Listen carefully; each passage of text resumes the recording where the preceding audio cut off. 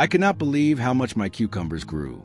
They were huge, healthy, and full of fruit, and all that without any expensive fertilizers. Today I'll show you how to make a natural mix that works wonders. In half a liter of warm water, I add 1 tablespoon of dried nettle. It is rich in nitrogen, potassium, and iron. It boosts plant growth, strengthens leaves, and naturally protects from diseases.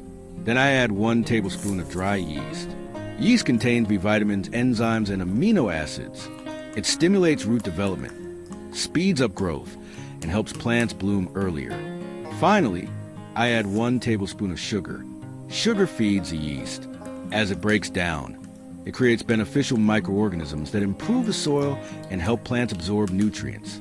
I leave this mixture for 2 days, then strain and dilute it with 2 liters of water. I water the plants once or twice a month. The results are amazing. The fruits become big, healthy, and juicy. Make sure to subscribe to our channel because we share amazing tips every single day.